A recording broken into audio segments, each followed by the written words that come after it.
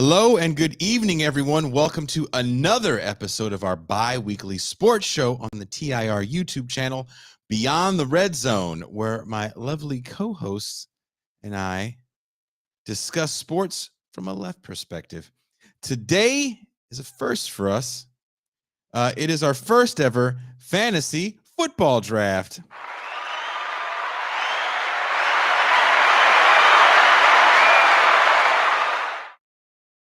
So if you're enjoying what we do here at TIR, please give the show a like. If you haven't already, please hit subscribe. And don't forget that notification bell so you know when we go live. If you missed out on being a part of the TIR Fantasy League this time around, it's all good. We'll be doing another league, perhaps maybe a basketball league. Anyway, there's only one way to be a part of this, and that's become a patron. With as little as $3 a month, you can have access to our exclusive champagne room, movie night, and much more. Patreon.com/BitterLakePresents. Also, we have new merchandise. You guys can get Pascal Robert's grimacing face, not grimacing, smiling back at you with a, just look at that Cosby grin he has on that mouse pad. You can also get Pascal Reform, the entire Central Committee. You can't see it, but M. Tucson is there as well. She's hiding. That's what she does. She's stealthy. M. Tucson. Oh, stop it. We coming for you, nigga. That means it is time for the man who actually put this all together. I hope he's excited for today, as excited that I am. Please welcome Mac from You Don't Know History Pod. Thank you. And I'm quite excited. What I'm not excited about is the fact that you already snaked Nick Chubb from me. I'm not happy about that. Hold on. You're wearing a poncho or a Patriots jersey. Absolutely. I don't have any football jerseys anymore. Well, you need to get your Broncos poncho. Should I get the Bronco poncho? Absolutely, man. You got to sport your colors while you're making your picks. All right. But yeah, everybody, sorry about that. We had some technical difficulties we worked through. We've had a run on running backs. We're starting to have a run on wideouts right now. And honestly, like, I like where I'm at. I picked up Joe Burrow, Jonathan Taylor, and Mike Evans so far. A lot of people in the league are calling like I rigged it because I had the first overall pick. There he is. That's what I'm talking about. But let's be honest. This is a snake draft. It's random. So I didn't even. I'm not even. Is someone drafting for me? Because I'm not even. Are you drafting for me? No, you got auto draft on, brother. Oh, it's perfect. Who do I have? And you have picked up Nick Chubb, Najee Harris on running backs. Bay Area. So I mean, you got some NFC North or AFC North running backs that are gonna help you out in the long run. Nah, JB, I like the snake drafts, man. I'm a simple man. Snake draft's easy. I just gotta like pay attention to where all the picks are falling. I know I'm probably gonna catch some shit with the next pick, but I'm not gonna let anybody know until I hit the little button. Can we share the screen for the draft? Can you send me a link right now and I'll share my screen? Yeah, here we go, man. Let's see what we got.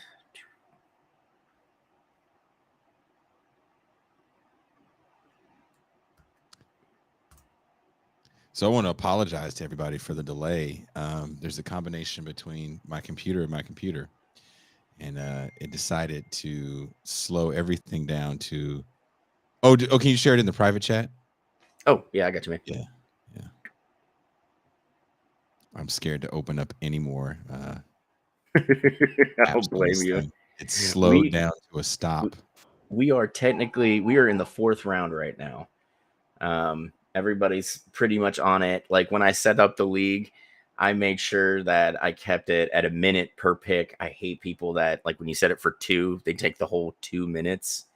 And it's just like, bro, I'm going to murder ball you as soon as I can if you don't get your fucking pick in. Oh, man, Josh Jacobs, too. I'm going to be hosed as far as running backs go. So for some reason, my fantasy football, the screen is still trying to open because, it sucks. I'm like, why is it just a blank screen? I want to show people what the draft is. If you guys hold on one moment, we'll have everything up. Maybe. Don't hold me to that. Yeah, technology is not Jason's friend right now. It's telling me I have to log in. Oh, God, it doesn't remember. Oh, God. Here, Mac, do me a favor.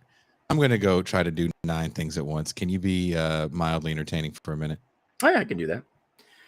But yeah, man, I mean, like, JB, I agree. Mid rounds are where you make your money. I'm not gonna lie, I'm kind of surprised. Emma Vigeland, she grabbed Travis Etienne. I'm not touching a Jaguars skill player this year. I don't like that offense at all. And then somebody just nabbed Brees Hall. Man, everybody's reading my mind about everybody I'm queuing up. But that's how it goes, right? But yeah, I mean, mid rounds are where it's at. Especially we have a big league, where you're gonna have to like really kind of dig into. Yeah, there you go, JB. I mean, for a man that makes spends a lot of time streaming and making content, you'd think that he would be legit with the tech part of this. But I guess not. But yeah, I mean, you have to be, you have to be on your P's and Q's when when you play in big leagues. Tim Dipple is a friend of mine, and we played in a league that I think was 10. And sometimes, especially like after injuries set in, you feel like you're scraping at the bottom of the barrel for picks.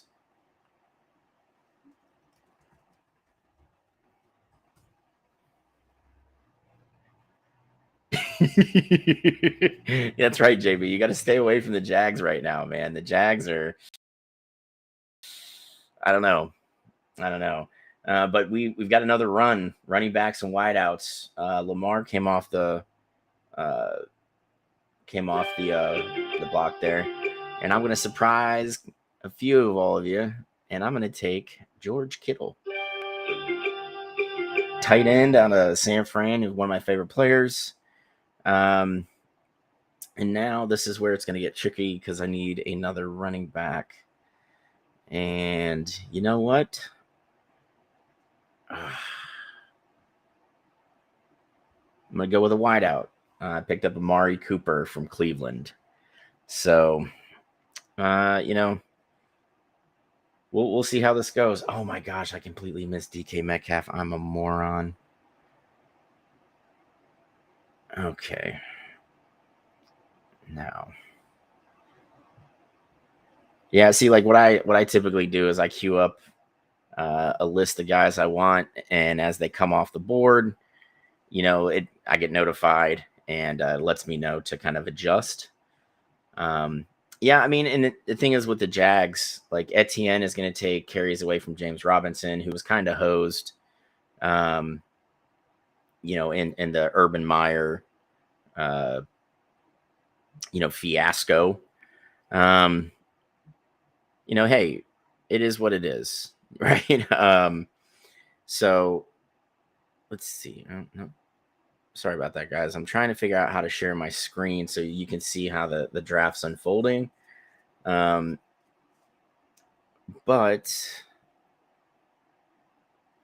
yeah, the Jags aren't Clemson South. Yeah, but yeah, I agree. I think Metcalf is probably gonna have a down year, especially with Geno Smith throwing the damn ball to him, which is just horrible. I do not like Geno Smith. I think, that he is a stopgap you know, player at best, you know, in that,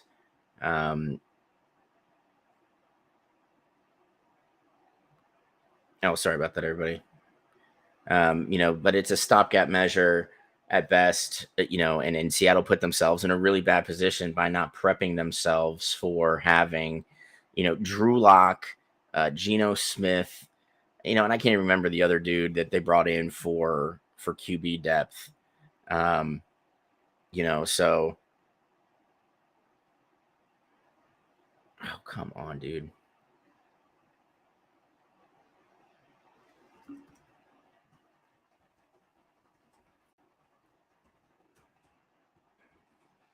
Yeah, I mean, El Sizzle, I mean, I don't like the Patriots offense.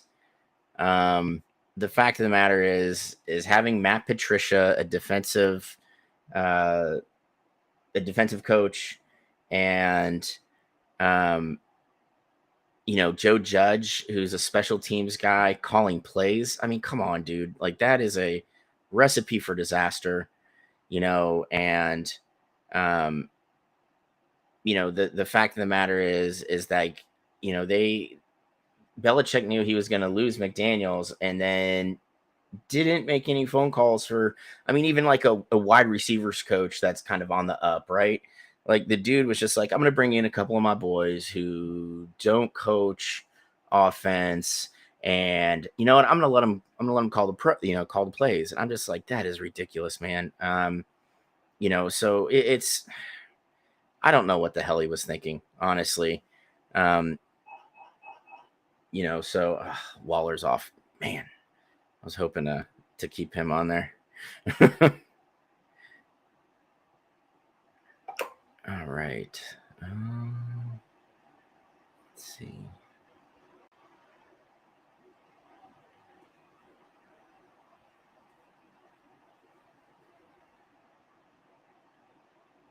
Oh yeah, I mean, I watched that last. Log in, Matt. Yeah, I'm trying to get my my security thing switched, Jason. It's just it's because you're like in the military. It won't let you log in. No, I have a Mac, so yeah. All you have to do is hit that square with the arrow pointing up. Click that. Yes, which I did, and then I hit the screen that I want to share. Or browser, and you hit Chrome if you're using Chrome, and then you'll see ESPN Fantasy Draft, and just click that. Okay, there we go. Click it, and that told you. Hey, you called it, bro. You called it, man. Bam. I was doing it all ass backwards. I apologize. So I'm not good at this, man. For some reason, it just won't let me log in. It's everything is racist. People that live in the front have this white dog that always barks at me, and it knows me. And Ben Burgess is here with me, and Ben Burgess walked by, and the dog didn't bark. I told the owners, I was like, "You racist ass dog." I mean, either that or the dog's a star fucker. I mean, the fact of the matter is, we just got to look at the dog and see if he's got lips. If he doesn't, we already know he's racist. It's science at this point, you know. Oh man, jeez Louise, we really went hard on running backs, dude. There's like, ugh. And then I made. Does Emma Vigeland have hers on auto pick, or is she? She's picking. She's picking. Yeah. Did she pick Travis Etienne? Yeah, she picked up Etienne. I don't know if she's watching the show right now, but this is what I have to say to Etienne. You'd be surprised how many people love the crack. I mean, dude, that's what, like, I am not touching a Jacksonville offensive player probably for the next 2 years, man. Like, I won't until Peterson gets that system in and the players get comfortable with it. No way, dude. No way am I touching it. Who's their number one receiver? It's Christian Kirk. He was signed as a free agent from the Cardinals, and the dude's never broke he's never broke 850 yards in a season. He's never been a one or a two though. He's always been a third or fourth option, in all fairness. Yeah. Oh, 6. Yeah, she is quite the Giants fan. Our first episode she was on and let us know, and Jason and I kind of gave her a hard time about it. But I mean, that is what it is. That's the life of being a Giants fan, right? Like it's constantly being hurt. It's constantly, it's pain, it's suffering. It's kind of like being a Cleveland unless you fan. had those, like the Giants fans have these moments. They're like Pistons fans, right? Pistons fans had these 2 moments that they call eras. It's like, that's 2 years isn't an era, homie. Yeah. Yeah. Like the Giants they were kind of not very good throughout the 70s. And then they had this moment in the mid 80s to late 80s where they were like really dominant ish. Like those battles they would have with the Niners were really fun to watch during the regular season. And then it was just over until, when did they win again? 2000 and what? 07. Thank you. 07. They had that glimpse of hope in 2000 where Kerry Collins was supposed to be the answer. And then they got lumped by the Ravens. Oh man. Yeah, that was a bad Super Bowl too. That was bad. I mean, that was very unwatchable. Well, you know what's funny? I keep wanting to call him Matt Hasselbeck because they both had the same balding pattern. Who was the quarterback? The first overall from a few years.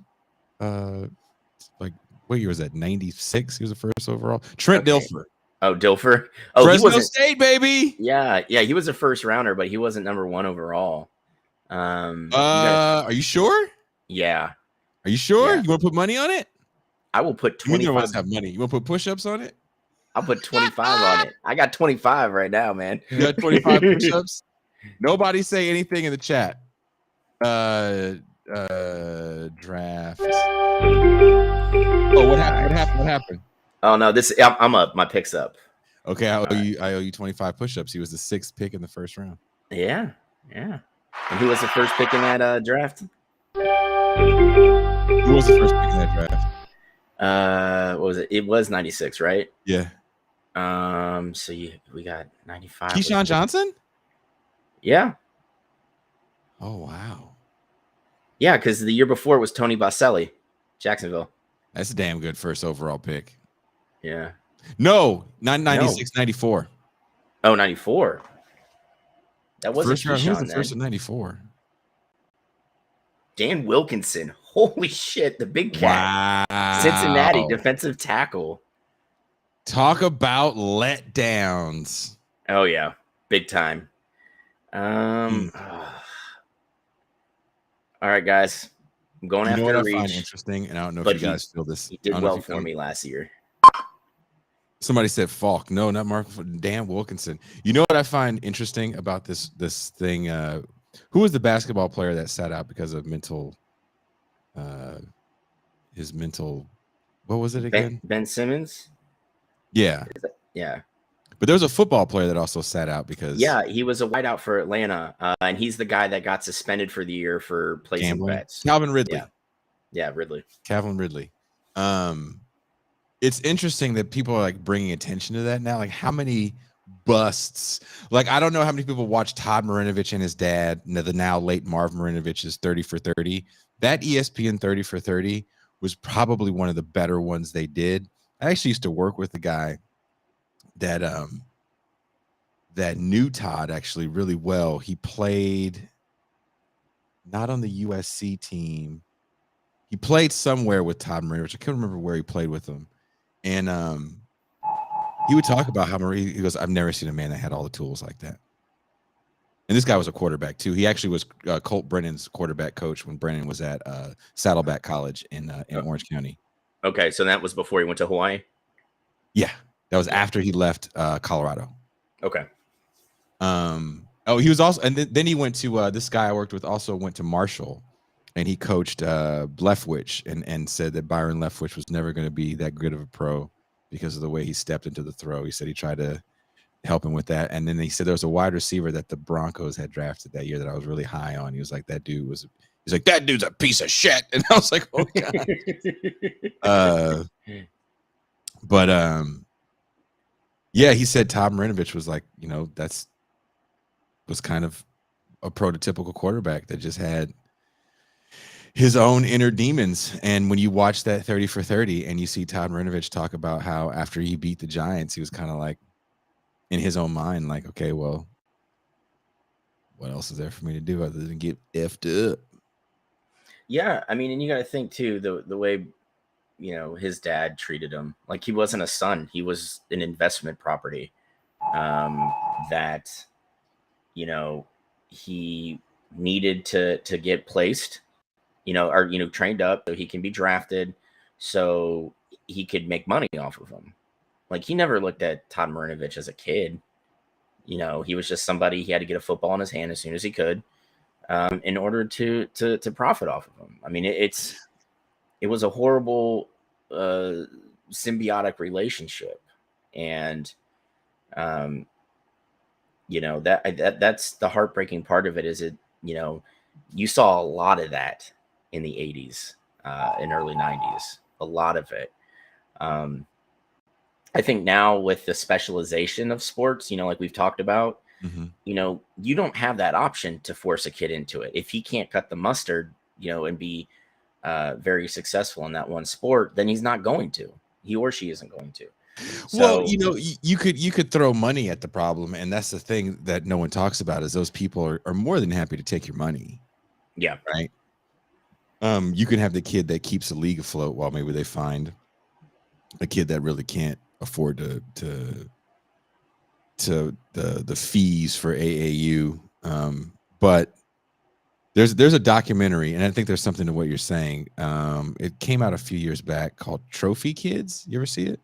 No, I'm interested now though. Okay, and I don't know how many people watching the show have seen Trophy Kids, and I suggest taking a look at it. It was on Netflix. I think you can get it in Netflix US. Everything's different for me down here. There's hella stuff I can't see. But it's about parents that are pushing their kids and their kids aren't good. So it's kind of it's not the Marv Marinovich model where you're a person that's trained pro athletes for years and then you train your son to be a pro athlete. It's parents that just want to be Marv Marinovich. I think the story of Marv Marinovich created monsters. Like, I'll do it like him, but I'll be a little nicer and then I'll have the perfect kid. And there's a scene, and it's one of those things, I don't know if you do this, Mac, where you watch it as you're like, I'm just going to watch something to go to sleep, and I'm watching it to go to sleep, and this scene woke me up. And this guy is talking about how his kid goes to shooting camp and his kid's won this and that, and his kid is this great shooter. And I mean, this kid is probably like 10, maybe 12 years old. Like, he's a kid. Yeah. And a little white kid or whatever. And they're definitely they're multi-ethnic kids in this. And the kid can't hit the fucking far side of a barn. The kid is just bricking everywhere. And the dad is looking at him like, you better throw up these shots. And the kid is just worse than Kobe, right? Just all over the place. He's just shooting shots from like Steph Curry, like half court Steph Curry threes. He can't hit a layup. The kid is and the coach is like, I have to pull your son. He won't stop shooting whenever he gets the ball. He's not passing. And so the dad is like, he was just warming up. I don't know why the coach pulled him. Once he gets, he costs us the game. Dude, I just for me, it's like, I understand you want like your team to be successful or your kids' teams to be successful, right? Mm-hmm. But I also want to see kids enjoy like playing, Yes. Like my son just started karate like 2 months ago. The kid loves it, like absolutely loves it, right? It's very challenging for him. And my son, and I mean, I hate to say this, he hates when things are challenging. He hates it. Like he wants things to come easy to him, like an 11-year-old kid, wants, right? But his coach, there's I don't know, the teacher constantly challenges him, and he digs it. He's eating the shit up. you know, and I'm really proud of him for that. And for me, you know, like today, you know, his mom took him to karate and he sparred and he didn't do so well. And he was like, man, you know, maybe I'm just really bad at this. And I called him up and I'm like, dude, you need to just understand you're a white belt. You're sparring with kids at higher levels. They're a little bigger than you. I was like, dude, you've been doing this 2 months. You're not going to come out and be John Wick, you know? And he was just like, well, I feel kind of bad because I lost. And I felt like I embarrassed mom. I'm like, one, don't worry about Jesus. what your mom and I think. Is his mom a tiger mom? Because if so, No. that's kind of hilarious. No. She was shocked he wanted to do karate at all. And what does a Native American tiger mom look like and sound like? I mean, she just looks like a mom, you know. I'm not touching that one. A wise man once talked me out of doing something because I would have to answer for it later. I'm going to stick to that line of thinking. So I'm just going to no comment. This is the one show she watches. So funny, man. Yeah. My born again, Bible loving, you know. Yeah, mother of my children. I was just trying to see if you fall in the ditch I dug, but you did a good job of ignoring it. But yeah, man, like he really digs it, and like I want, like, that's what kids should be doing. They should be enjoying the sport they're playing or the activity they're doing, or you know, whatever the case is, right? I'm so tired of seeing kids put on teams where it's like, you know, you have the trophy parent, you know, the trophy kid parent, like you were talking about, or you have like coaches, like, well, like Six said, instructors or coaches that aren't even qualified to coach, right? You know, like kids shouldn't be put in that position. Like, honestly, for youth coaching, there needs to be a better vetting process. You know, there should be some sort of training involved in it. Especially when you get to things like kids football, where you have to teach them how to tackle properly, you know? So it's just, for me, it's like we have a long way to go in kind of detaching parents' wants from what the kid's actually trying to do. So, I mean, it's kids sports are kids sports everywhere, but like in the US, we like dial it up, the shittiness of it up to 11 and just like let it go. All right, my pick now. Well, didn't somebody get killed at a? Isn't that what Aqib Talib is? His brother killed. His brother was. What happened now? I think I can't remember off the top of my head the exact details, but it happened at like over a sporting event, a kid's sporting event. Yeah. So, you know what? I'm going for depth here, guys. I'm going for depth, and we're going to grab him. Jacoby Myers. My obligatory Patriots pick. That is just depth. Can Mac Jones lead the Patriots to another playoff berth? Not this year. Not this year. The Pats aren't even sniffing the playoffs this year. Is the AFC East just too deep? No, there's just nobody to call plays for the Pats. Like Matt Patricia and Joe Judge. You know, Patricia's a defense guy, Judge is a special teams guy, and he's letting them call plays. And I don't know if you saw that third preseason game. They looked like shit. They looked like shit. That offense looks lost. You know, it just doesn't look good. And the fact of the matter is, it's like, I don't understand. Typically not the guy to question Bill Belichick, you know, the dude who's won, you know, he's got like 8 rings, you know, like I shouldn't question him, but like, why didn't he make phone calls to at least bring in, I was saying this earlier when you were trying to get back on stream, like, why isn't he making calls at least to like maybe bring in like a wide receivers coach who's getting ready to take the bump up, you know, or a running back coach? Like, honestly, if I know I'm losing Josh McDaniels, do you know what I'm trying to do at that point? Detach Eric Bieniemy from Kansas City, right? I'm trying to bring in an offensive person who can coach.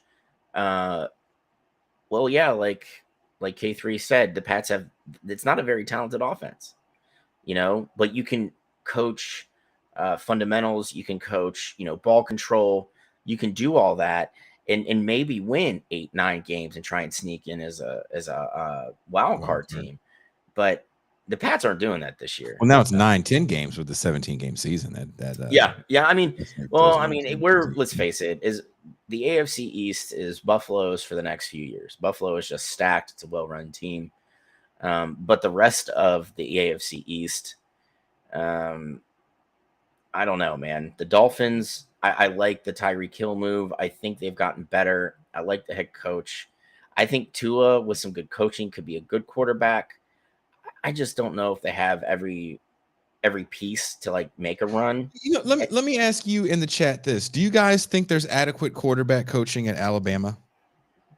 Because historically they've won 1 million championships, but overall the run on their starting quarterbacks in the NFL is very short, and these guys haven't panned out yet as legitimate starters. Jalen Hurts, who I still call an Alabama quarterback, he only had that 1 year at Oklahoma, is okay. I watched that Niners game last year where they had several opportunities to blow the Niners out, and Jalen Hurts was just really ineffective. It almost felt like watching Jeff Garcia. Like, let me take a check down because at least it's a completed pass. And Tua, we don't know how good he is. I mean, we were all singing the Tua praises, even me, in that championship game that he came in relief of Hurts, a very ineffective Hurts against Georgia, where he throws those touchdown passes to win the game, those really pretty touchdown passes to win the game. I think we all felt that Tua was the definitive number 1 pick. And then we see Alabama get dismantled by Clemson. And what year was that? 2016, 2017? Yeah, one of the two. Yeah, 2018 maybe, because I was there for that. I actually got to watch that. That was fun to watch. With Trevor, I want to call him Johnny Lawrence. Trevor Lawrence. You have a problem, Mr. Lawrence? Johnny Lawrence. No, sensei. Yeah, I mean, Kemba, he does, but like the thing is with Hurts, he's got to be able to pull the trigger, like make the read quick and hit that deep ball. That is, everything predicates off the deep ball now, because it's gonna open up the middle of the field for you to hit your tight ends and run the ball, right? Yeah. He takes so long in his progressions that it comes down to the pocket collapsing, or he ran a bootleg and he's outside, where he just has to take off, So, I mean, as far as like, to your point, Jason, I just think it's because look at the last 3 offensive coordinators that the Tide have had, right? Mike Loxley, who's currently the head man in Maryland, who's doing some really good work, and did really good work with Tua's little brother. Okay, what's up with his little brother? I was really waiting for his little brother to shine, and then nothing really happened with him. Yeah, I mean, he played good football at Maryland, but he plays football at Maryland, and if anybody is from Maryland in the chat, I'm sorry, your state's not a football state. Knock it the fuck off, okay? Like, Wedding Crashers was 12 years ago, and he can talk about crab cakes and football. That's what Maryland does. No, it isn't. Okay, that's not what Maryland does. But like he Loxley coached him up. He looked really good. I just don't think that he was going to be a pro quarterback, right? Like, maybe he plays in Canada. Maybe he catches on with the XFL 3.0 or, USFL. I just don't think that he's going to be like a starting NFL quarterback. Not to say he's not talented. You have to be talented to play D1 ball. But it's just like he's not. I mean, Tua's got a better release. Tua's bigger. That's not saying much. No, it's not. He's not the biggest dude. But I mean, it is what it is. It's a dog eat dog world in the NFL as far as QBs go. They will chew you up. They will spit you out real quick, especially if you're not meeting the expectations that they expect you to meet as quickly as possible. Which are really kind of almost ridiculous expectations because you have to meet them so quick. And when we think about, I don't know if you ever think about this, like I followed as close as I could the career of Josh Allen because I just dig Wyoming. It's in the West. My feelings wouldn't be hurt if Wyoming joined the Pac-12. They have some interesting teams. And I remember watching this kid. I was like, he's got size. He runs really fast. He sure can't hit the right side of a barn, though. And he gets to the NFL. And how does that just get fixed within a couple years? I mean, honestly, that comes from quarterback coaching. I'm gonna, because I am a man who's willing to admit when I have to eat crow. I was the first guy to say, we need to, or Josh Allen really needs to look at maybe moving to be a tight end. He can still make $1 million doing that. Mm-hmm. And then I said that going into his third year where he really turned things on, right? And then I was sitting there, well, I'm an asshole. Obviously, I don't know what I'm talking about. I'm just going to go stand in the corner,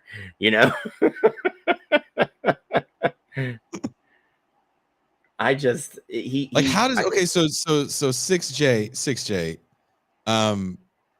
I really wish we had the call-in feature working right now, because I would love to know Jordan Palmer. I think you're talking about Carson Palmer's brother, right? I believe he's a quarterback coach. He is. What was done? Because how do you go from, and let's just, and please someone correct me if I'm wrong, as someone that has never played quarterback in the Division I, and I'm not going to sit here and belittle the Big West or Mountain West, whatever West non-Power 5 Wyoming is in. But you're playing a more wide open game where a lot of people are putting up ridiculous numbers and very high completion. And he's under 50% in college. How do you go from smaller windows, more complex system, and you're extremely accurate, especially with the deep ball, and you're tearing up the NFL? Maybe one of the best playoff games I've watched in the last 15 years was the Chiefs and the Bills. What is he doing? Is it just a footwork thing? Is it like what switch wasn't flipped on that Jordan Palmer says, "Oh man, you got to do B instead of C, and then you're going to be accurate"? It was footwork, and watch any kind of film, and it could just be clips. His arm release was changed. He was more like a sidearm guy almost at Wyoming, and Palmer essentially broke him down to where he I don't want to say it's traditional. It's like kind of like 3/4, kind of like Phillip Rivers, like 3 release point. But the thing is, Allen keeps the ball center of mass almost until he winds up to throw the ball. So, it gives him time to kind of I don't want to say focus, because at this point it's kind of like muscle memory, where he's not crossing his feet anymore. He's planting his back foot. He's getting his whole body into the throw. So it's like, heels, hips, torso, shoulder, with a sidearm, kind of release. It's more kind of like hips and shoulder. And the ball will sail on you when you can't get it, I guess, ass on it. You know what I mean?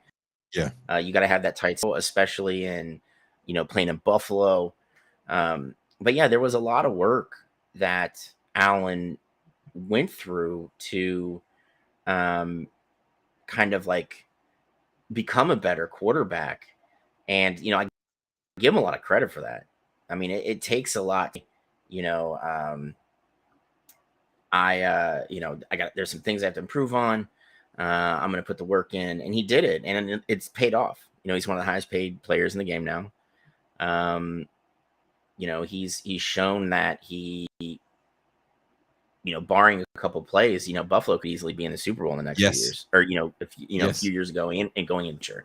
So it's like I think you have to give the guy a lot of credit for what hard as he did to kind of improve his standing with the team. And I think that a lot of dudes bought into that. And then when the front office is like, okay, we're going to bring in Stephon Diggs, you have Knox at tight end, there's a lot of talent at the wideout positions in Buffalo. I think they really need to kind of find I know, running back by committee is kind of the thing now. But you should find like, I guess, like a 1A guy in Buffalo. But I mean, that offense is ready to win, and that defense is stupendous. Buffalo, that front even office if you think, has just done such a good job. and this is where it gets really interesting to me. I don't really hear people talk about this stuff too much unless it's just getting into hyperbole. First one in the building, last one to leave. And we know what that means. We know what that means. I mean, come on. Like when is that phrase thrown around most? Honestly, it's when we're talking about a black quarterback who doesn't fit into the white scout. That's what he means. He's like, look at this guy. He completes 65% of his passes. He's the first one in. He's the last one out. He only threw for 2,200 yards last year. His longest pass downfield was 12 yards. And then you get like Lamar Jackson or Justin Fields, and they're like, yeah, man, he could take a knee and throw it 70 yards, but they don't spend enough time in the playbook. And it's just like, dude, get fucked. If you know the playbook, you know the playbook. You don't need to. But you know what that comes from. You know what that comes from. It comes from breaking the paradigm of what the quarterback is supposed to look like, and that's beyond color. I do think color has has something to do with it, but seeing athletic quarterbacks is still relatively new, even though it's been going on for the last 35 years or so, like truly athletic freaks. And I'm not talking about my favorite, who is the thumbnail, John Elway. I'm talking more the kind of, as much as I think of Elway as an athletic freak, I don't think he wanted to dish out the punishment running after maybe 4 or 5 years in the league.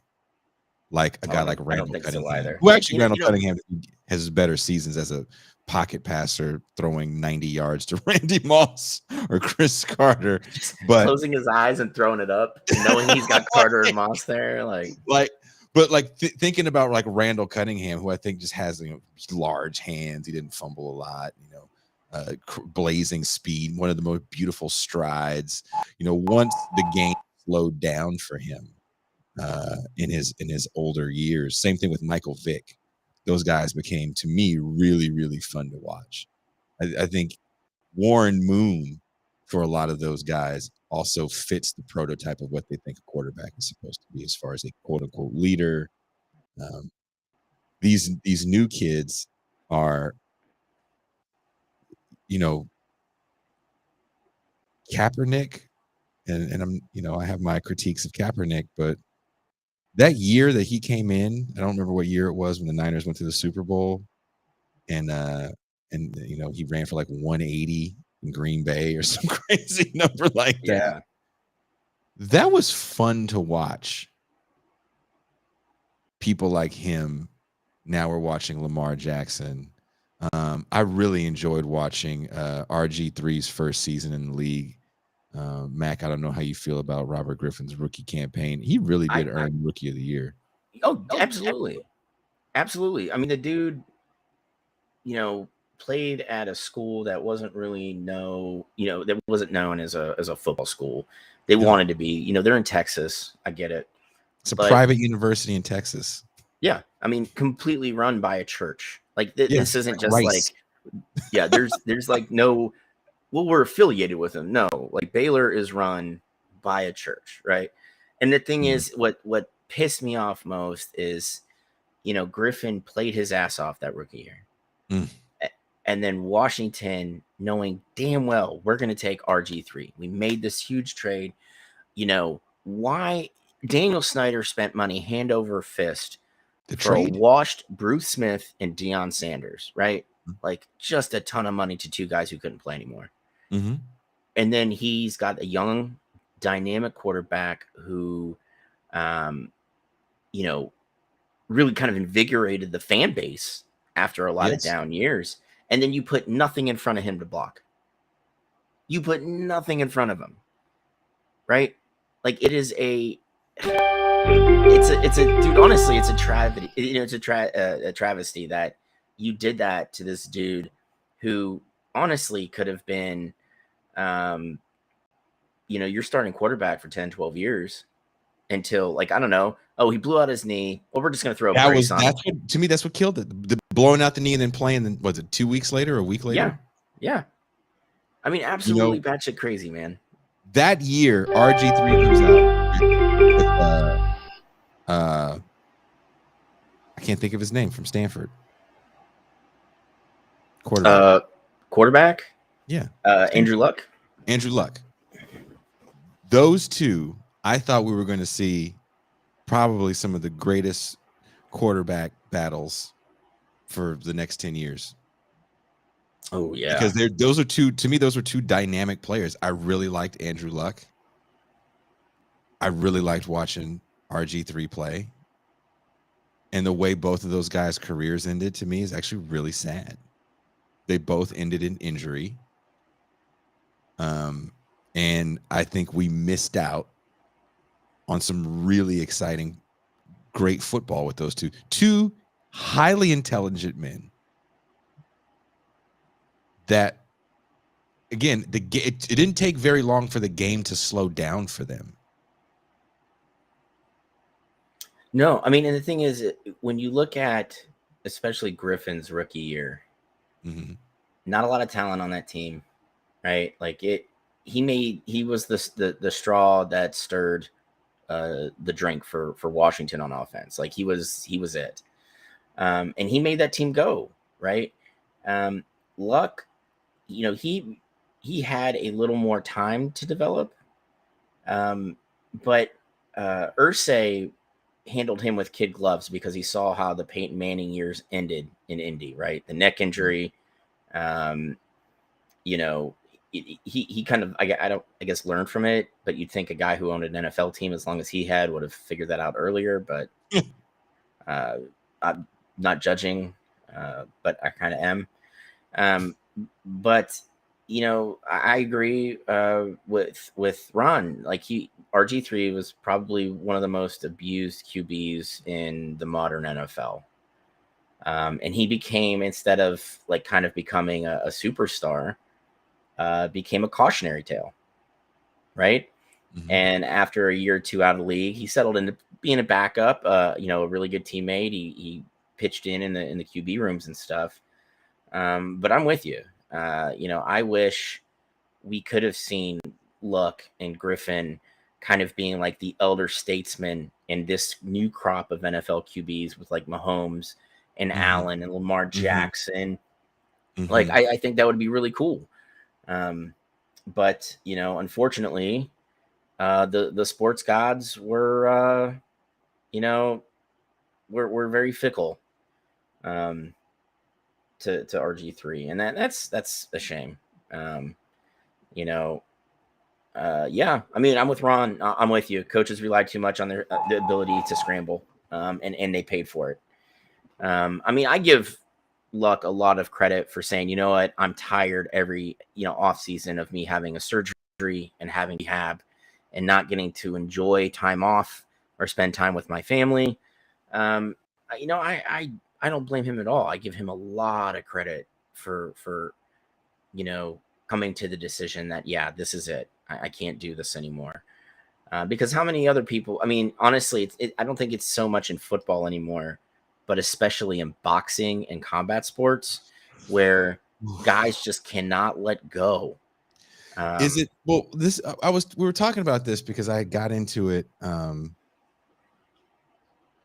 mean, I don't know. Sometimes I feel more comfortable talking about stuff on this show because the initial viewing numbers are kind of low, but then the viewing numbers actually get better as the show starts. I mean, we pick up steam, man. We pick up steam as we get going. It does. So I'll be careful with my words. I was on someone's show where they made a comment about caused me to curse them out. I was on someone's show where they made a comment about combat sports, especially UFC, being a sign of the downfall of society. And I felt it was extremely insulting. And this, I mean, they didn't really want to talk about like why fighters end up penniless.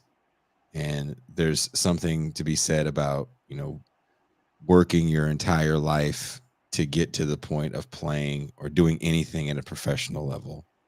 And then it's over after a couple years. Like I've worked with a few NFL players in my life. And we were around the same age. And here I am finally getting into my first adult job at like 24, 25. And these guys were retired from their life's passion at 24, 25. You know, that's hard to wrap your mind around. And you can see how people can kind of lose it. And with fighting, it's like that's even a whole other ball of wax. We don't even have to talk about CTE. So how much do these guys get taken for because of promoters? Yep. Fighting, professional fighting is as close as you're going to get to pimps and hoes. Yeah. I mean, and the sad thing is there's no real way to fix it because of the way boxing has kind of pushed out independent promoters. Yep. You only have 3 big ones and you have to go with them. You don't have a choice. If you have the talent to become a world champion, no matter what weight class you're fighting at, you are fighting for the Bob Arum. You're fighting for the PBC guy. I can't remember his name off the top of my head. Or you're doing Golden Boy, right? Those are the big 3. And then when you look at MMA, you have Bellator, which is trying to kind of raise the level of pay for fighters. But the biggest name in town, UFC, what did Dana White just come out and say 2 weeks ago? These fighters need to kill, or, if they want to eat, they have to kill it. So they're not getting a raise in pay. We are not changing the pay structure. Oh. Right? Those were his exact words. And it's like, dude, you are fucking clueless. And Dana White wants a pat on the back because a few years ago, he finally offered fighters the chance to have a health, plan. And this was only within the last 2 or 3 years, where if you were injured in the cage, the UFC would pay for your hospital bills. Before that, good job, dude. You fought on the main card on ESPN. You're going to get $35,000. Oh, but yeah, your orbital's broke. So there went your whole fight, your whole check. Yeah. So like Dana White thinks he should get a pat on the back for that. Dana White, honestly, may have been a great man, time and place when the MMA, was coming up and it was being fought as smokers in like strip club parking lots, right? Smokers are non-sanctioned fights. Yeah, right. That's when he kind of brought it in to the mainstream, and he instituted weight classes, and he did all this stuff, right? Cool. He should get no credit for anything now, because what he's doing is he's literally ruining the quality of life for 90% of his roster. While that 10%, the big names, John Jones, who, likes to snort blow and then hit pregnant women with his car. He likes to get suspended multiple times for PEDs. He can barely get in the ring over the last 5 years. But this dude has like guaranteed $1 million paycheck every time. Right? I mean, look at Demetrius Johnson, who he's a smaller fighter, dominated his weight class for a decade and was essentially traded to ONE FC in Asia for Ben Askren, who showed that he did not have the chops to fight in the UFC. So it's like, dude, Dana White, maybe once upon a time, is somebody that you would have said, you know what, this guy's really a visionary. Now he is just a money hungry douche who I would love to give a swirly. Like that's how I feel about Dana White these days. Right? Like I don't, that dude bothers me. I mean, it's sad to me that Jake Paul gets the amount of attention that he even gets in fighting. Because what fighter can fight like literal nobodies? Like, I'm gonna fight a basketball player. Like who can fight a basketball player and then be like, I'm gonna sell out Madison Square Garden next year? Like, I mean, dude, this is what kills me, right? He gets a lot of shit. I don't like either of the Paul brothers. Mm-hmm. As someone who boxed and really enjoys the sport, Mm-hmm. They're douchebags. Mm-hmm. But I will give them the credit for saying, hey, look at the money I make, like you said, for fighting this basketball player or fighting this other YouTube guy, right? Mm-hmm. He's like, look at the money I make. He's like, why aren't MMA fighters making that kind of money? And it kind of spurred guys like Scott Coker, who runs Bellator. You got the Professional Fighters League, which it runs like a season format. You have one in Asia where they were like, you know what, we have to pay these people. They're sitting in here in the ring, like just beating the tar out of each other for our entertainment. Like, and they raised fighter pay. Right. And, Dana White's just like, nope, we're good. We have the pay scale we have. We're not going to change it. Jake Paul's a bum. And then he's just like, gives the jerk off motion. And he's like, don't pay attention to the Paul brothers. Right. But they bring up a great point. So I give the Paul brothers props for that shit. Like, keep the spotlight on fighter pay, whether they are MMA or boxing or kickboxing or whatever combative sport they're in, because they don't get paid enough. And like you said, you already alluded to, it's promoters that are just reaping massive rewards while their fighters get jack and shit. I mean, I wouldn't be surprised if the Pauls pivoted to promoting but I think they're going to find another spectacle sooner than later. Because I don't think they understand. I don't think a lot of people understand that social media, while you can get popular for certain things, it does have to work the right way in tandem with athletics. There's athletes I see just because they're pros and they have like 30,000 followers or even sometimes 100,000 followers. And these are guys that may not even start. And I'm like, does that come automatically with being an athlete? Like the card you get that lets you drive off the lot with cars without paying for them? Which is a real card. I actually saw it. It's pretty funny. It's like a player's card, and the dealerships go, oh, okay, well, what team are you with? Okay, yeah, we know you're good for it. We'll get it eventually. Man, I need to get my hands on one of those. Like, I just like me walk up, I'm like 5'8", and I'm like built like Gimli from Lord of the Rings. Or like, what sport are you playing, asshole? But, dude, believe it or not, fucking 53rd man on the roster, right? Long snapper, brother. Yeah, I'm the backup long snapper. You don't see a lot of me. I only get in very rarely, but trust me. Like these. You would think when you have that level of social media presence, and this is where social media presence and like real life tangible excitement about you are so different. And I remember there would be bands that we would play with on tour, and we would look at their followings on whatever the hot social media was at the time, like maybe Facebook, and they would have like 200 or 300 likes or whatever, and we'd be like, oh, no one's coming to this show, dude. The fucking local opener has no likes. And we get there and it's packed. They had a legitimate grassroots following that wanted to see the package. The 300 likes didn't mean anything. Like, that number meant nothing. How many artists have you guys heard say followers ain't album sales? Hell, they're not even streaming numbers. Like, they don't even correlate. Yeah.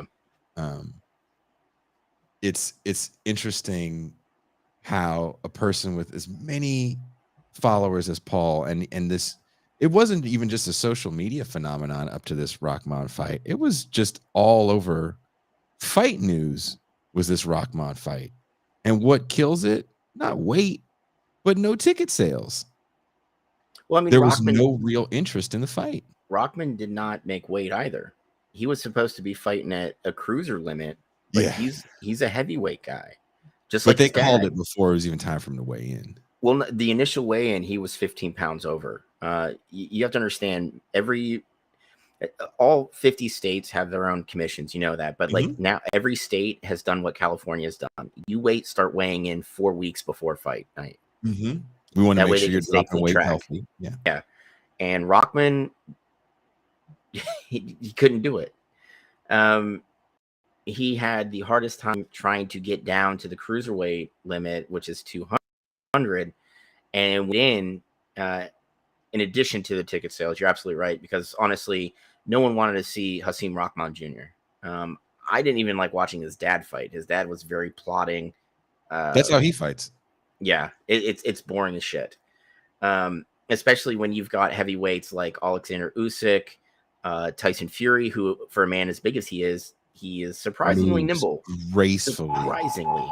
Oh, that man is so graceful. Right? Mr. But Relevant coming up, Mac. I get the last pick, guys. I get the last pick. And your boy, Odell Beckham Jr. That's a great last pick. Hey, he's gonna come back eventually, you know. Is he coming back at the beginning of the season, or is he out for no, it's gonna be mid-season, because blowing out your ACL like that, you know, teams are gonna want to see him be able to cut all that shit. You know, so I wouldn't be surprised if he just you know, waits it out, gets healthy, and then he's gonna go play for a contending team. You know, he's not gonna you know go just to the first person that you know, throw some money at him. I think he's going to want another ring. So this draft is hilarious. I'm looking at the recap. I just want to tell everybody the first round pick so people know. The Fayetteville Sweaty Cracks, which is Mac's team. That's right. Drafted Jonathan Taylor in the first round. That's a good pick. Finkel is Einhorn. Who is that? Maybe we shouldn't say. Maybe we shouldn't say. We'll just keep it to team names. We'll keep it. They got Christian McCaffrey, who sadly, Mac, and I know you danced a dance of joy for this because you know it's shat all over my parade. I really was excited to see Sam Darnold step up and keep dude on the bench. And little man Tate, you know, Sam Darnold's out for at least 6 weeks. Yeah, but he came in and threw 2 touchdowns in preseason. Now everybody he wasn't winning that job. He wasn't going to win that job, man. That was his job. Nah. Yeah, and he couldn't keep it. He couldn't keep it. Now it's just a conversation we get to have of make believe. Yeah, VA exactly. Yacht Rock. Whoever is VA Yacht Rock, I love your name, because we joke about Yacht Rock a lot on this show. Austin Eckler, that's a ballsy first pick. That is a ballsy first pick. I like it because Eckler is going to have a ton of catches too. So he's going to rack up a lot. That is a ballsy. You get this. That's your Yacht Rock fucking intro. The Dakota Rattlers, Justin Jefferson. I really like that kid.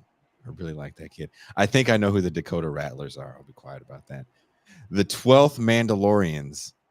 I wish I had you guys with me when I was bowling league when I was a child, because I really had the dopest bowling league team. Derrick Henry. That's a good pick. Again, thank you guys for having these names. The Crack. Which I love. I just saw the Crack and I'm like, that's appropriate for what we. So a fan of the show makes synthesizers, Mac, and he goes, Jason, if I sent you a synth, would you use it? And I was like, yep, yes, I would.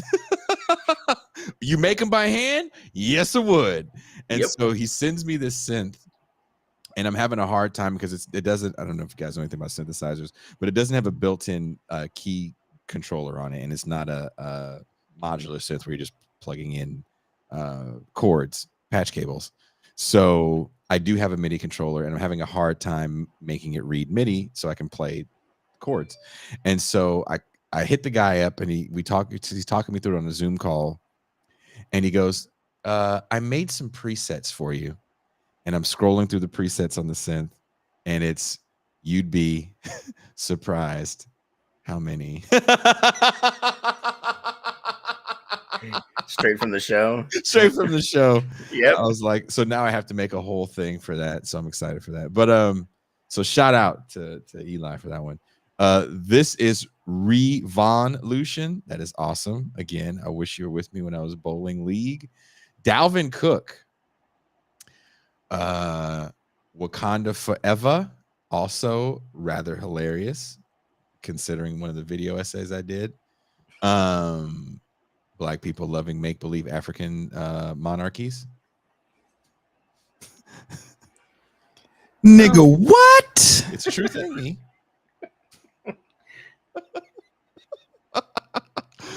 Jamar Chase, that is a quality pick. I really like that kid. PDX Stack Hanovites. Stack Hanovites? Am I saying that right? I think it's the Canovites. The Canovites? That's a Portland thing. You have to explain that one to me. I'm not sure on that one, but I'm sure if you tell me what it is, I will giggle. Alvin Kamara. I really like Alvin Kamara as a person. I love that dude's workout. The Mexico TIR Central Committee. That would be me. Najee Harris was the first pick chosen. I can dig it. I like Najee. Team Cullen got Devontae Adams. I'm excited to see what Devontae Adams does with Derek Carr. Oh yeah.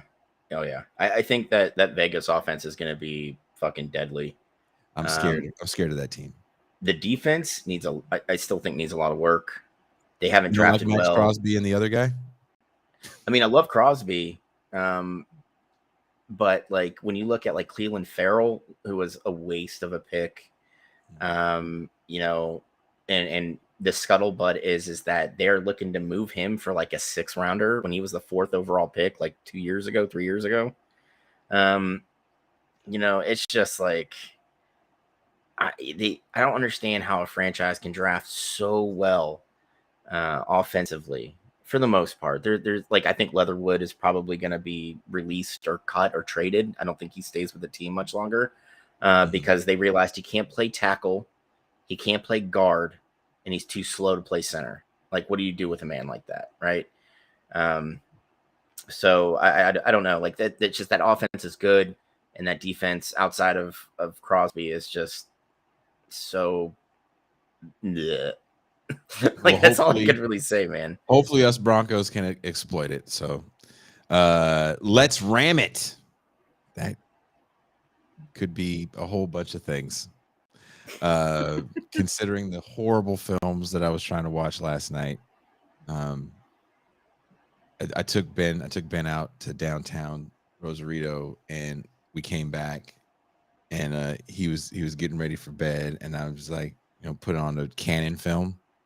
I've been falling down this rabbit hole of Canon films, you know, people that did Breaking 2 and like Cyborg and all those, Superman 4, like all the Missing in Action 15, you know, any movie where there's an action guy in it and there's probably going to be gratuitous nudity and then a ninja for no reason.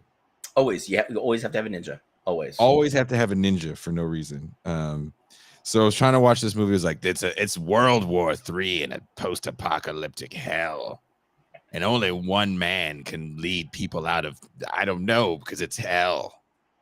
There'll be a ninja. Still throwing ninja stars in 2140, you know, like dude, Mac, I kind of want to do another one of these for movie night, but Pascal's gonna kill me. I watched this movie with Charles called Avenging Force with Michael Dudikoff, who you might know from the movie American Ninja. Yes, I was waiting for you to bring up Dudikoff, man. I really have been with all the links you've been sending to Marcus and I. I was like, here, we're gonna get a Dudikoff movie soon. That's what it is. That's the next. So I watched. It's called Avenging Force. And his black friend got murdered by a white racist mob. Only Michael Dudikoff can avenge this black man who apparently has a lot of black constituents who you would think would be angry at the murder of his son, but only Michael Dudikoff seemed to care for some reason. Oh my gosh, dude. Michael Dudikoff is there was like a ninja in there for some reason, because there's always a ninja, and someone pulls a gun out on the ninja, and the ninja, usually when you see someone pull a gun out on a ninja, he's got his ninja ball of explosion. Like, I thought for the longest time all Japanese people had that until I met Ryan Tanaka in high school, and I was like, so where's your explosion stuff? You don't have the exploding smoke ball? Like, you don't have that? I mean, you just served me octopus, so surprisingly we're still friends after that. So but well, it's a very understanding man. He's like, yeah, Jason was young once, and that's all I want to talk you want to hear about. the most horribly racist flirt I've ever had in high school? I approached this, I won't say her name.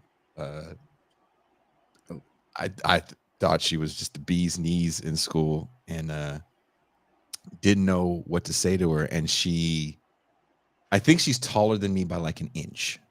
In actual, like, she's a little taller than me, and she was talking to a good friend of mine, and I did that thing where you kind of like walk up to your friend, like you want to talk to them, but you really want to talk to the other person. And I'll never forget this. Is like almost 30 years ago, and I walked up to her, and all I could say was like, "You're tall for an Asian." Oh my god, dude! Her response. You're pretty stupid for a black guy.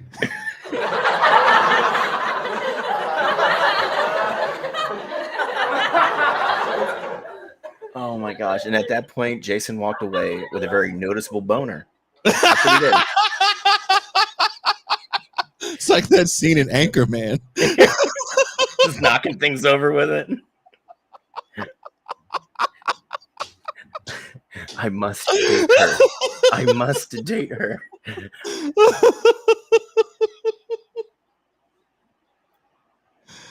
Oh my gosh, dude. So yeah, so I watched this movie, and I'm waiting for the ninja to throw out his, like, all that was to explain the ninja ball. So I waited for the ninja to throw his exploding ninja ball, and this dude pulls a gun out, and the ninja goes,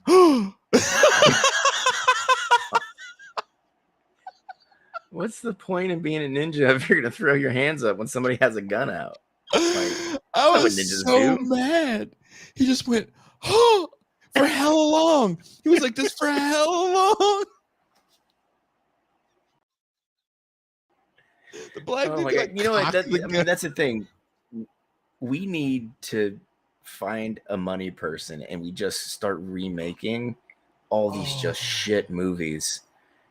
Because I don't care what they're saying. Hey, Amazon and Netflix, they're like cutting content. They're trying to like save money. Bullshit.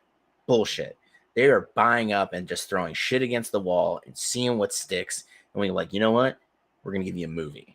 Okay? It's an action movie with a white dude who thinks he knows martial arts. A ninja. Like, we just start listing off these people, nothing but stereotypes, right? And then we go, we can do it for $120K. What's up? And then, like, you sold. Give the kids the money. I want to see this shit. Yeah. Write that check. We expect a product in 2 months. We'll have it done in 30 days. Don't worry. We got Give it. me 2 weeks and an editor with a drug problem. Yeah. We'll have to do it in no So time. that 150, 30 that's going to blow. Okay, it's just We're like, well, Sam, you said you needed a bowl's worth. Well, here you go. yeah, I believe this is the kilo. just like wheel out a cart. Tony Montana said it's hello. Look, I don't know. Cut, uncut. I don't know. You'll figure it out. But we just need this footage edited. Yeah. We can hit up, like you said, hit up a bunch of local bands. Like, hey, kid, you got a guitar? Yeah. You want to make some backing You tracks want for to a score movie? a movie? I don't even give a shit if you can play. I'll give you 150 You just got a bucks. bunch of noise bands from Portland doing the goddamn. Dude, I'm gonna start pausing the movies when these scenes come on and just recording them with my phone and texting it to you, because the other night I was like, I thought it was a fevered dream. Ben walked by. Ben goes, damn, all I remember him saying was, I wish I could stay up to watch this because this is crazy.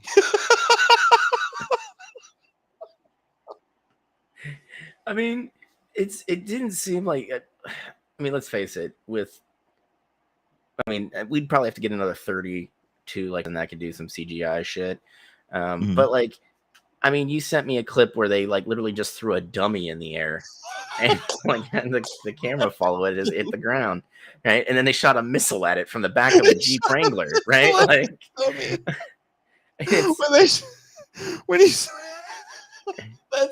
that's one of my favorite movies ever. This Hard Ticket to Hawaii, when the dude gets hit and he's like, and he flies in the air. Like, how do you hit someone with the car and then they fly in the air? Like, when does that ever happen? And it's like somebody, it's like it's such a low budget movie. The director's like, all right, the camera pointing up.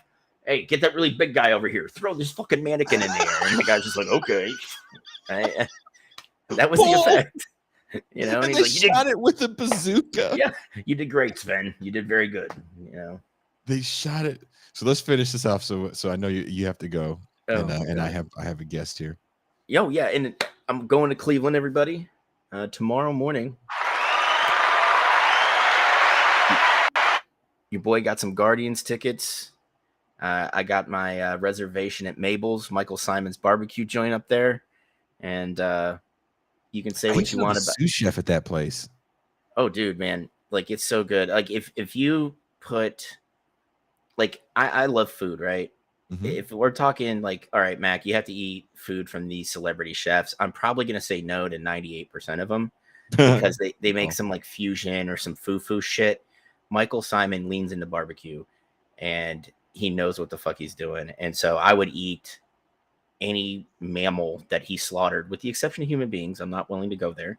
You know, but if he slaughtered it, barbecue, you know, smoked it, slathered it in sauce, and brought it to me on a plate, I'm gonna eat it. So like, when I was able to get a res there, I was like, fuck yes. And what's great about it is the most expensive dish on the menu is $20. Ooh, sold. Shout out for $20, the most expensive dish on a high end. Look, I went to what's that guy's name? Guy Fieri had some place in Vegas when I did EDC one year. I can't remember what hotel we were at. I think we were in downtown. He's got a place in some downtown hotel in Vegas, and it was like a Mexican spot.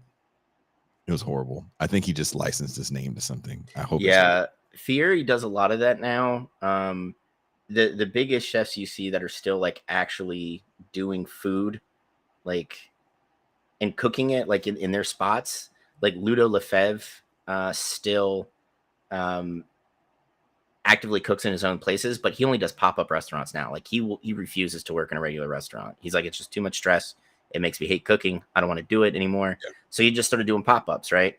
You know, Roy Choi in LA, like, that guy runs probably 3 of the most well-known food trucks on the fucking planet.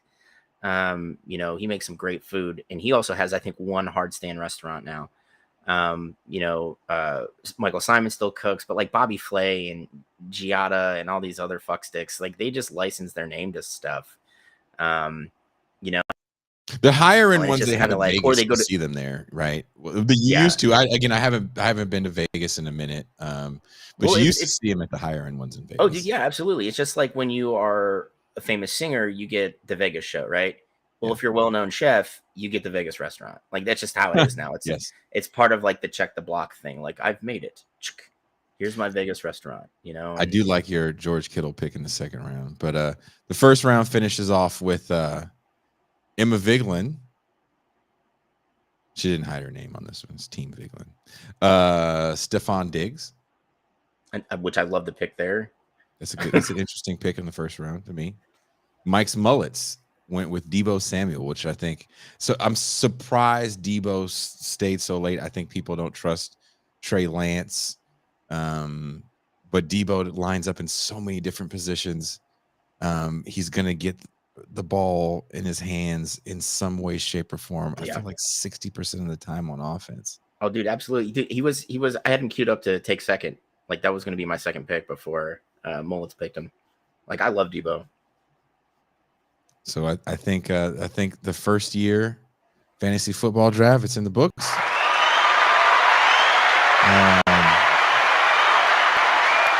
So someone asked, sorry I missed this. Have I ever seen Fred Williamson's flicks? I try to watch as many bad black movies from the 80s as possible because that's kind of a special cinema that kind of exists in an interesting world because it wasn't as exclusive as it was in the 70s by the time you get to the 80s because the quote unquote blaxploitation era is dead. So there's a kind of, and it doesn't last long. And by the time you get to the 90s, it gets a new sheen because of hip hop. But there's like this just underclass ideology movies. And I tried to watch one the other night that I fell asleep on, and I just kept waking up thinking, this is weird, called Crack House. And while it didn't have Fred Williamson, it did have Jim Brown and Richard Roundtree and the black guy from the Soul Glow commercial in Coming to America. He played a pimp. Oh, yeah. It's called Crack House. Man, we do a great job in this country of naming things. I was like, you didn't even try to call it like the House of Ill Repeat. No, Crack House. Yeah, Crack House. Yeah, can you imagine that pitch meeting? Like the producer, like the studio person's just like, dude, Crack House, really? Like, do you not see what's going on out there? Like, I'm pretty sure this is gonna be called a crack pandemic soon, and they're just like, no, man, Crack No, House. that was what it was. The guy it was called Crackdemic. And they were like, oh, that's too hard for me to understand, bro. The regular people are not going to get Crackdemic. They're going to think it's plumbers everywhere. No, we need to make it about what's popular on the street. So what I do remember seeing, I want to burn this into your mind before we leave. The protagonist of the story is this kind of racially ambiguous kid. I think he's supposed to be Mexican. I can't tell. And he's just a nice guy. He's just a nice guy. He's like breaking up fights. He's got friends of, multiple ethnicities.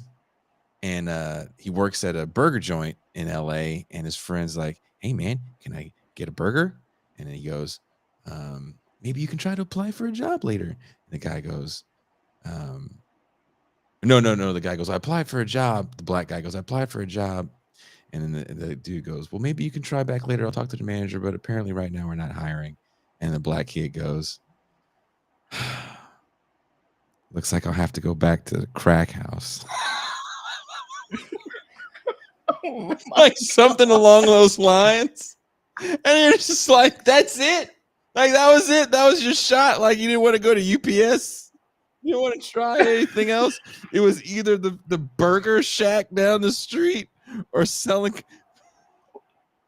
And he said it in this way, like, there's always work at the post office. Like, there's always work at the Crack House. I wish Marcus was here because I could just hear his head like. Just,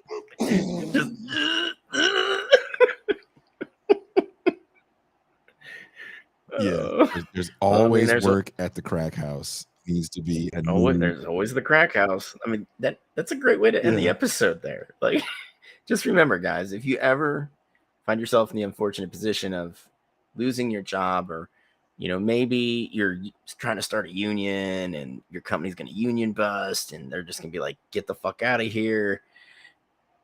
Yeah, you might have lost that job. Just go to the nearest crack house. You can find gainful employment there. And here's the great thing. You don't even need a 1099 or W-2 because you don't have to claim taxes. We coming for you, nigga. That is the recruiting call at the crack house. That's how they're recruiting. Can you just they set up shops like army recruiter? It's just think, man. This is cash only business. No 1099s, no W-2s. We report nothing to the government.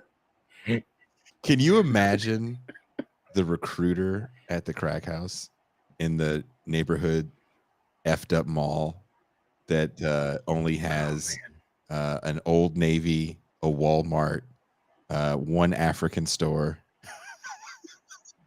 and probably a hot topic. There's a hot topic for no reason, and it only sells NWA shirts. And everyone's like, "Who the fuck are these old black dudes?" Can you imagine the recruiter? Excuse me, young man. Excuse me, young man. What do you look like you have working age? Have you ever thought about selling crack? Oh, your mother's addicted, so you already know how the game works. You got one foot in the door. Just come on, sign these papers. We just recently started a dealers union. If we have a bonus structure. If you sell 10,000 units, you get an extra 15%. Can you imagine someone? Where are you going to beat that at? Someone selling crack like a used car, and they're what is it going to take for me to get you to leave with crack today? And they pull out the Foursquare, and they're like, I can talk to my manager about this, but I think I can get you 5 rocks for $5. I know it sounds crazy. It's like Jeremy Piven in The Goods, that movie. It's such a shit movie. It's so bad, but I love it. It's just absolutely amazing. Like, yeah, Rob Riggle plays this like mentally stunted man, or he's a boy, and one of Piven's teams is like, oh yeah, and he just has no clue what's going on. And it's Catherine Hahn, who, I mean, now she's Agatha Harkness for Marvel, but for me, she's just like one of the funniest fucking people on the planet. I thought she was funny in that Marvel stuff too. Oh, dude, yeah, she's good in roles like that. No, she's great in roles like that. But like, and then you have that's the movie that we're gonna make, like the actual selling of crack, like crackhead, get your crackhead, hey. Like I remember watching after like one of those commercials about crack is destroying your neighborhood, and it was a drug dealer who's like, young man, crackhead, woo-hoo. You want to jump higher, run faster, have sex, crackhead. It's some crack. I mean, dude, yeah. And the thing is, maybe, just maybe, we need to maybe reach out and have some like high end like actors get in. It's like that's Denzel playing the school principal of the school that's overrun by the crack problem. And we have to get the Denzel smacking the desk, which he does like in every third movie. Yes. How are we going to stop these crack salesmen?